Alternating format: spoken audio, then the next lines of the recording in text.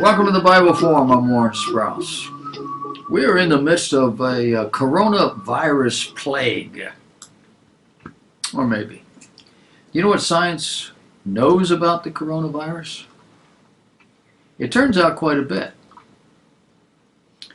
A lecturer at Yale School of Public Health, a fellow by the name of James Hamlin, he's an MD, was asked this question, and he gave a fairly statistical answer.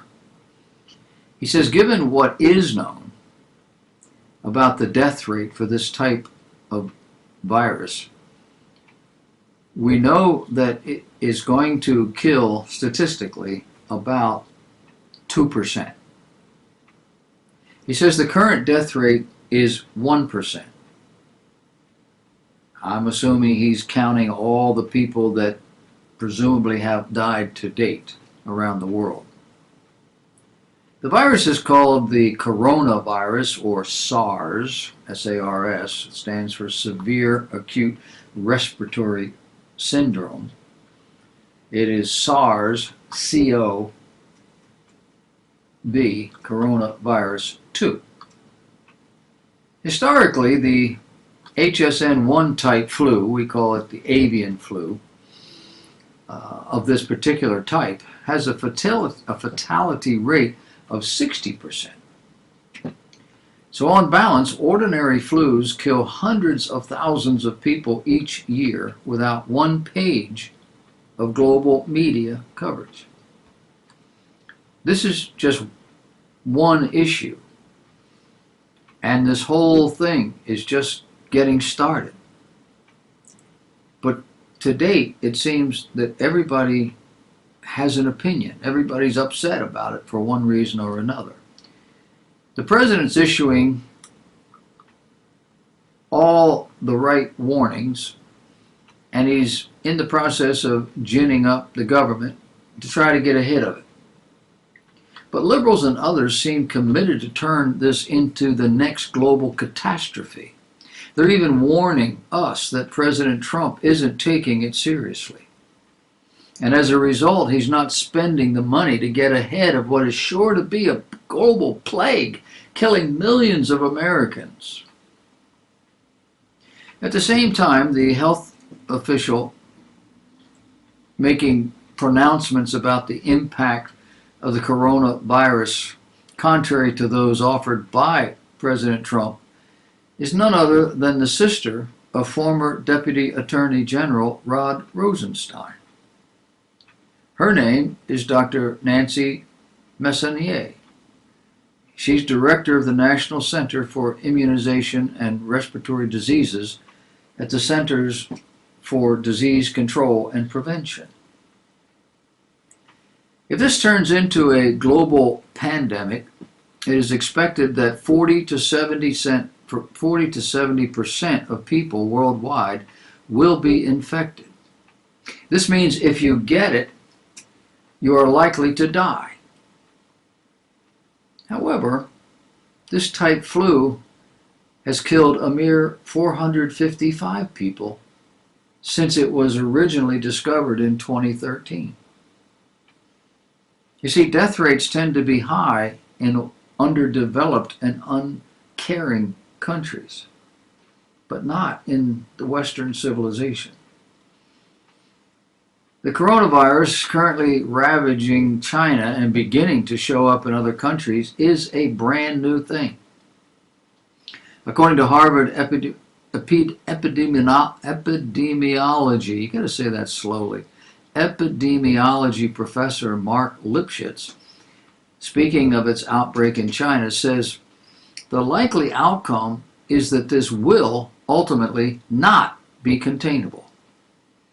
Currently, this virus is found in 24 countries. Its worst effect will be in people with chronic health conditions and in older people, because in this group, most cases pass without medical care, it being assumed to be just another cold or allergy or another something.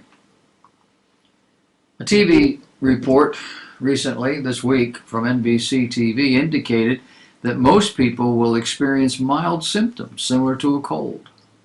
Older and chronically ill people will have much more severe response. And those who die from this flu will be people who generally have other medical issues. Being ignored, passing for other ailments and so forth, having other things pushing at you when you get it, these are the things that you need to look for. And there are cases showing up in America that have no apparent connection with anyone nor anything in China. It's expected that this will most likely become a new seasonal disease.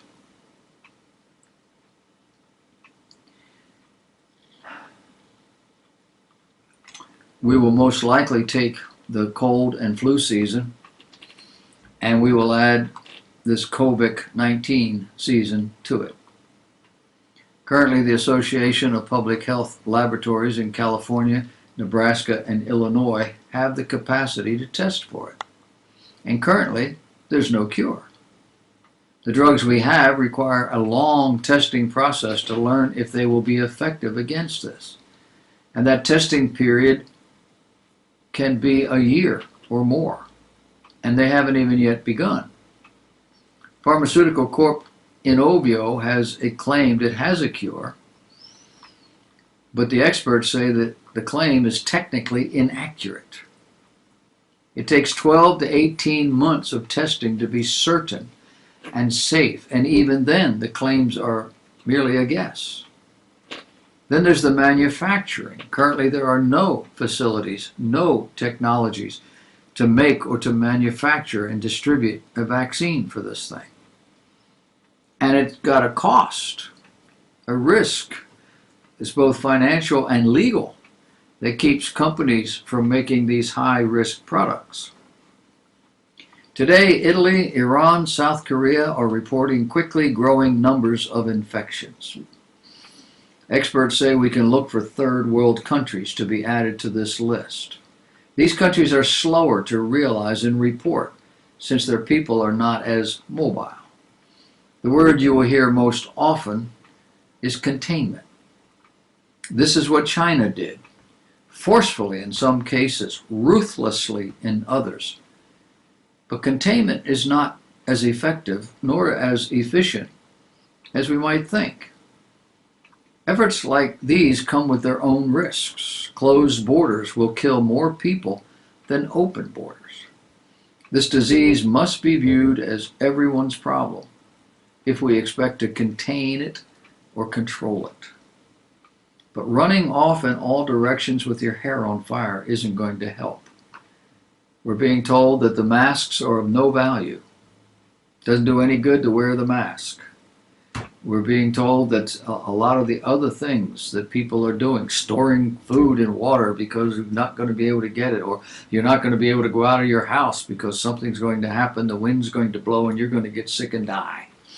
None of that's going to happen. The key here is stay healthy. Be careful. You go into an environment, as I do every day, and put my hands on instruments and other things that other people have handled all day long. I take my wipey and I wipe it off before I use it. I wipe my own hands. Common decency, common sense. Just be careful. You'll do fine. Don't let the fear mongers scare you to death.